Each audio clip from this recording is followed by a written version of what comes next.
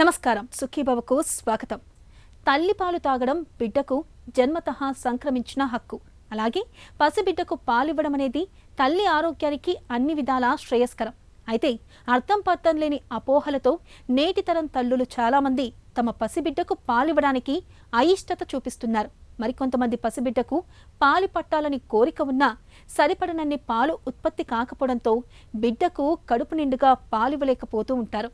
ప్రతి ఏటా ఆగస్టు మొదటి వారంలో తల్లిపాల వారోత్సవాలు జరుపుకుంటున్న నేపథ్యంలో అమ్మ స్తన్యం బిడ్డకు ఎలా సంజీవనలా పనిచేస్తుందో, అమ్మ పాలతో తల్లి బిడ్డలకు ఎలాంటి ఆరోగ్య ప్రయోజనాలు ఒనగూరుతాయో ఇప్పుడు తెలుసుకుందాం.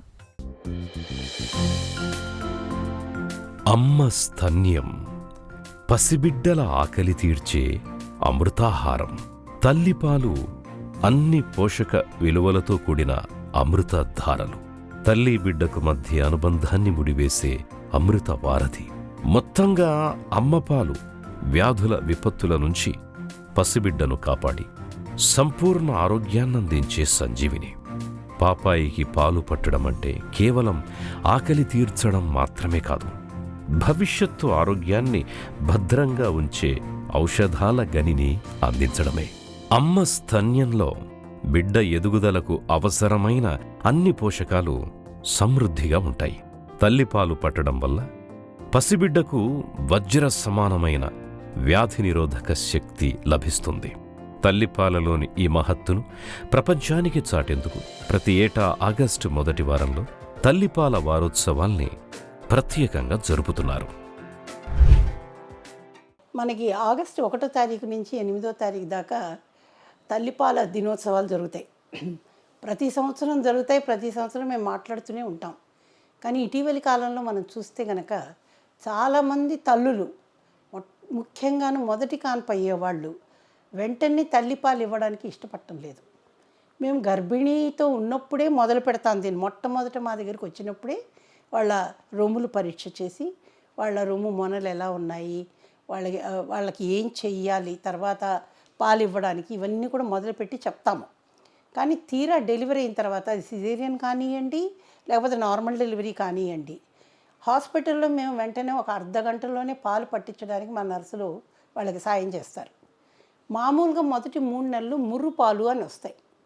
ఈ ముర్రు పాలలో చాలా మాంసకృతులు ఉంటాయి, అంటే ప్రోటీన్స్ ఉంటాయి. బిడ్డకి అది చాలా మంచిది. ఇంకా చాలామందికి తెలియని విషయం ఏంటంటేను, తల్లికి మేము టీకాలు ఇస్తాం కదా, ఆ టీకాల ద్వారా రోగనిరోధక కణాలు కూడాను ఈ ముర్రు పాలలో చాలా అధికంగా ఉంటాయి.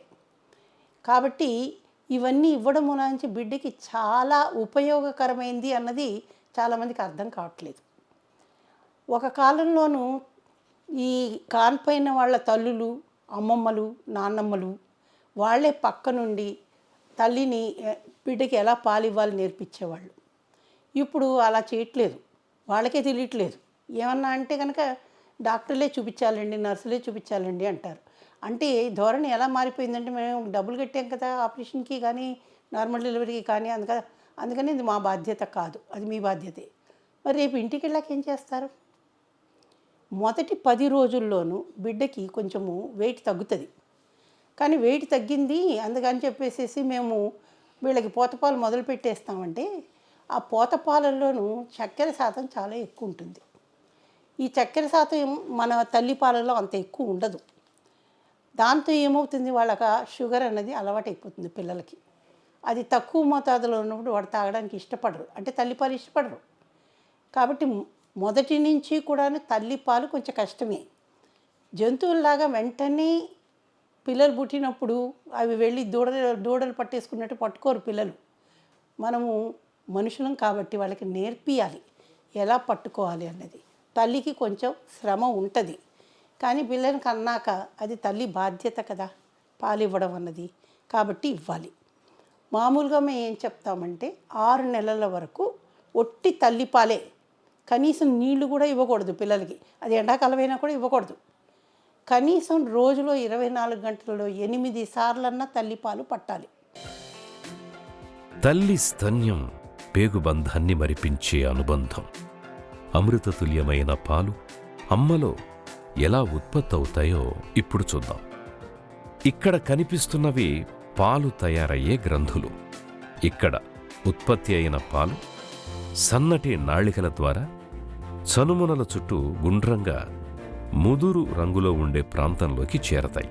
బిడ్డ పాలు తాగడం ప్రారంభించగానే స్తనాల చివర నరాలు ఉత్తేజితమై సంకేతాలను మెదడుకు చేరవేస్తాయి.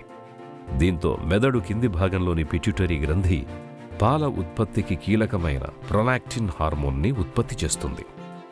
ఇది సాధారణంగా జరిగే ప్రక్రియ. మన దగ్గర బిడ్డ పుట్టాక వెంటనే తల్లిపాలను పట్టడానికి చాలామంది వెనుకాడుతుంటారు. 1-2 రోజులు ఆగేవాళ్లు మనకు కనిపిస్తారు. అంతవరకు గ్లూకోజ్ నీళ్లను తాగిస్తుంటారు. కొంతమంది అయితే తల్లిలో మొదటగా ఉత్పత్తయ్యే ముర్రు పాలను చెడిపోయిన పాలుగా భావించి పారబోస్తుంటారు. నిజానికి ముర్రు పాలలోని కొలెస్ట్రాల్ అనే పోషక పదార్థం బిడ్డకి చాలా అవసరం. బిడ్డ పుట్టాక మొదటి గంటలోనే రొమ్మును అందించడం, ముర్రు పాలను తాగించడం చాలా అవసరమని చెబుతారు డాక్టర్లు. పిల్లలు ఎదుగుతున్న కొద్దీ వాళ్ళకి ఎక్కువగా తల్లిపాలు అవసరం ఉంటుంది. వాళ్ళు ఈ పాలు ఇస్తూ ఉంటే పాలు ప్రొడక్షన్ కూడా ఎక్కువ అవుతూ వస్తుంది. కానీ దానికి సరిపడా సమతుల ఆహారం తీసుకోవడము, నీళ్లు బాగా తాగడము చాలా ముఖ్యం. ఇంకో ముఖ్య విషయం ఇక్కడ ఏంటంటే, చాలామంది తల్లులు అనుకుంటారు నీళ్లు చాలా తాగితే పొట్ట బాగా పెరిగిపోతుందని. నీళ్ళతో ఎవరికి పొట్ట పెరగదు, ఎందుకంటే నీళ్ళలో క్యాలరీస్ ఉండవు కదా. కానీ గర్భవతిగా ఉన్నప్పుడు తన ఒంట్లో చేరిన నీరంతా బయటికి వెళ్ళిపోతూ ఉంటుంది డెలివరీ అయ్యాక. మరి తల్లి పాల నుంచి కూడా నీళ్లు బిడ్డకి వెళ్తాయి కదా. మరి తల్లి పాలు తాగకపోతే ఎలా అవుతుంది? తల్లికి నీటి కొరత వస్తుంది, అంటే డీహైడ్రేషన్ అంటాము. అప్పుడు పాలు కూడాను ఉత్పత్తి తగ్గిపోతుంది. నాకు పాలు తగ్గిపోయినాయి అంచేత నేను పోత పాలు పడతానని మొదలు పెడతారు. అంటే తప్పు వీళ్ళది కదా. సమతుల ఆహారం అంటే ఏంటి? ఆకుకూరలు, కాయగూరలు, మాంసకృతులు అన్నీ సరిగ్గా ఉండేలాగా చూసుకోవాలి. మన దగ్గర ఏంటి ఆచారాలు? వెల్లుల్లి కారము, ఇంత నెయ్యి వేయడము, అన్నం పెట్టడం, ఇవే పెడతారు బాలింత అని చెప్పి. చాలామంది ఈ బాలింత కాడ తాగొచ్చా తినొచ్చా అని అడుగుతారు. అందులో ఏముంటాయో మాకు తెలియదు, దానివల్ల ఏ దుష్ఫలితాలు ఉంటాయో అది కూడా మాకు తెలియదు. ఇవన్నీ వద్దని చెప్తాము, కానీ ఎవరు వినరు. మేము చెప్పింది వినరు. ఇంటి పక్కన వాళ్ళు చెప్పింది, లేకపోతే ఇంకెవరో వచ్చి చెప్పింది అవే వింటారు. కానీ డాక్టర్లు ఎంత మంచి ఆలోచనలు చెప్పినా కూడా, ఎన్ని సలహాలు ఇచ్చినా కూడా పాటించడానికి ఇష్టపడరు. మామూలుగా కాన్పోయిన తర్వాత కానీ సిజేరియన్ అయిన తర్వాత 15 రోజులకి రమ్మంటాం మేము వాళ్ళని. వచ్చినప్పుడు వాళ్ళని అడుగుతాము, అమ్మ మీరు పాలు ఇస్తున్నారా? లేదండి మేము పోత పాలు కూడా ఇస్తాం, నా పాలు కూడా ఇస్తామంటారు. రెండు ఎప్పుడు కూడా కలపకూడదు. దీంతో ఏమవుతుందంటేను బిడ్డ పేగులో ఉన్నటువంటి బ్యాక్టీరియా, మంచి బ్యాక్టీరియా, ఇప్పుడు అందరూ మనం గట్ మైక్రోబయోమ్ అని వింటున్నాము. అంటే మనకి పేగుల్లో ఉండేటటువంటి బ్యాక్టీరియాలు మనకి ఎంత మంచి చేస్తాయనేది చాలామందికి అర్థం కావట్లేదు. అది తల్లిపాల ద్వారా వాళ్ళకి వెళ్తుంది, పోత పాలలో అది ఉండదు. అది చాలామందికి అర్థం కావట్లేదు. దాంతో చాలా జబ్బులు వస్తాయి పిల్లలకి. కానీ మేము ఎంత చెప్పినా కొంతమందికి అవగాహన కలగట్లేదు. ఎందుకంటే వాళ్ళు బరువు పెరగట్లేదండి, బరువు పెరగట్లేదు కాబట్టి మేము ఇదే చేస్తాము. యాక్టివ్గా ఉన్నంత వరకు బరువు ఎంత మేరకు పెరగాలో అంత పెరిగితే చాలండి. బొద్దుగాను లావుగాను తయారవలసిన అవసరం లేదు అక్కడ. సో ఈ గట్ భయం కొరకన్నా కూడా తల్లిపాలు తల్లి పాలు ఇవ్వడం వల్ల అటు పసిబిడ్డకే కాదు, ఇటు తల్లికి కూడా ఎన్నో రకాల లాభాలు ఉంటాయి. ఒంట్లో ఇమ్యూనిటీ పెరుగుతుంది. అన్నిటికీ మించి క్యాన్సర్ల నుంచి రక్షణ దొరుకుతుందని చెబుతారు నిపుణులు. బిడ్డకు పాలు పట్టడం వల్ల తల్లికి ఒనగూరే ఆరోగ్య ప్రయోజనాల గురించి ఇప్పుడు తెలుసుకుందాం. అమ్మ పాలు తల్లికి బిడ్డకు మధ్య అనుబంధాన్ని ముడివేసే వారధి. వ్యాధుల విపత్తుల నుంచి పసిబిడ్డను కాపాడే సంజీవిని. అయితే బిడ్డకు పాలివ్వడం మూలంగా రొమ్ముల్లో బిగువు సడలిపోతుందని, అందం తరించిపోతుంది అనే భావన ఈ తరం తల్లుల్లో చాలామందిలో కనిపిస్తుంటుంది. నిజానికి ఈ నమ్మకాలు ఒట్టి అపోహలు మాత్రమే. తల్లిపాల మూలంగా బిడ్డకే కాదు, అమ్మకు ఆరోగ్య ప్రయోజనాలు చాలానే ఉన్నాయి. బిడ్డకు స్తన్యమిచ్చినప్పుడు తనలోనే ఆక్సిటోసిన్, ప్రొలాక్టిన్ అనే హార్మోన్లు ఎక్కువ మోతాదులు విడుదలవుతాయి. ఇవి తల్లి బిడ్డల మధ్య విడివడ్డ పేగుబంధాన్ని తిరిగి అనుబంధంగా మార్చడంతో పాటు కాన్పు తర్వాత సన్నగిల్లిన అమ్మ ఆరోగ్యాన్ని తిరిగి గాడిలో పెట్టడానికి ఎంతగానో ఉపకరిస్తాయి. అన్నింటినీ మించి breast cancer, cervical cancer, endometrial క్యాన్సర్ల ముప్పు నుంచి అమ్మకు రక్షణ లభిస్తుంది. మలి వయస్సులో ఎముకలు గుల్లబారే ప్రమాదం కూడా తగ్గుతుందని చెబుతున్నారు నిపుణులు. 6 నెలలు ఒట్టి తల్లిపాలతోనే బిడ్డ బతకాలి. ఎండాకాలం కానీ, వర్షాకాలం కానీ, శీతాకాలం కానీ, ఎప్పుడైనా సరే ఇదే. అలా కాకుండాను 3వ నెల దాటగానే వీళ్ళు వేరేవేవో పెట్టేస్తాం, ఉగ్గు పెడతాము, ఇంకోటి పెడతామంటారు. అవి అరిగించుకోలేరు పిల్లలు. 6 నెలల తర్వాత మేము కాంప్లిమెంటరీ ఫీడ్స్ అని చెప్తాం. అంటే అప్పుడు మెత్తగా ఉడికించిన అన్నం, కొంచెం పప్పు వేసి మెత్తగా ఉడికించిన పప్పు, కొద్దిగా నెయ్యి, కూరగాయలు మెత్తగా ఉడికిచ్చి, లేదా గుడ్డు తినేవాళ్ళు అయితే కనుక గుడ్డు మెత్తగా ఉడికిచ్చింది, బాగా పార్బాయిల్డ్ కాదు, సగం ఉడికినది అనమాట, 2 నిమిషాలు ఉడికిస్తాను చూసారా, అదన్నమాట. అలాంటివన్నీ కూడా పిల్లలకు పెడితే చాలా మంచిది. కానీ తల్లిపాలు మానకూడదు, తల్లిపాలు కంటిన్యూ అవ్వాలి. ఈ తల్లిపాలు కంటిన్యూ అవ్వడము 2 సంవత్సరాల దాకా ఇవ్వచ్చు. దీంతో చాలా ఫలితాలు ఉన్నాయి. మొట్టమొదటిది, బిడ్డకి నేను ఇందాక చెప్పినప్పుడు రోగనిరోధక కణాలు వస్తాయి, పేగుల్లోనేమో మైక్రోబయోమ్ ఇంప్రూవ్ అవుతుంది, జబ్బులు రావు, షుగర్ తక్కువ ఉంటుంది కాబట్టి వాళ్ళకి షుగర్ క్రేవింగ్ అనేది తగ్గిపోతుంది. తర్వాత లావ్ అవ్వడం, పిల్లలు జబ్బులు తెచ్చుకోవడం ఇవన్నీ ఉండవు. తల్లికి ఉపయోగపడేది ఏంటంటే ముఖ్యంగా బిడ్డతో అనుబంధం పెరుగుతుంది, బాండింగ్ అంటాము, మెటర్నల్ బాండింగ్. ఇది మీరు ఊరికే ఆ సీసా నోట్లో పెట్టి ఎక్కడో పడుకోబెట్టి పెడితే అది రాదు కదా. ఒంటికి హత్తుకుని మీరు పాలిస్తున్నారు కాబట్టి ఆ బాండింగ్ అన్నది వస్తుంది వాళ్ళకి, అది చాలా ముఖ్యము. దానికి తోడు తల్లి పాలిచ్చినప్పుడు ముఖ్యంగా వాళ్ళకి బ్రెస్ట్లో క్యాన్సర్ రావడం కూడా చాలా తగ్గుతుంది. ఇటీవలి కాలంలో మనం చాలా బ్రెస్ట్ క్యాన్సర్స్ చూస్తున్నాము. అవి రాకుండా ఆపడానికి కూడా ఇది దోహదపడుతుంది తల్లి పాలు ఇవ్వడము. మూడోది, తల్లి పాలిస్తున్నప్పుడు ఎక్స్క్లూజివ్ బ్రెస్ట్ ఫీడింగ్ అంటాం, అంటే పోతపాలు పెట్టకూడదు. వాళ్ళకి ఒక 40% వరకు గర్భం వచ్చే అవకాశాలు తగ్గుతాయి. దీన్ని ల్యామ్ అంటాము, లాక్టేషనల్ అమెనోరియా అని.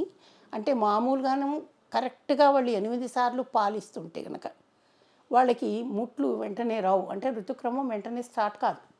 దాంతో వాళ్ళకి ప్రెగ్నెన్సీ వచ్చే అవకాశాలు తగ్గుతాయి. బిడ్డ పుట్టిన మొదటి 2-3 గంటల వరకు చప్పరించడం అనేది ఎక్కువగా ఉంటుంది.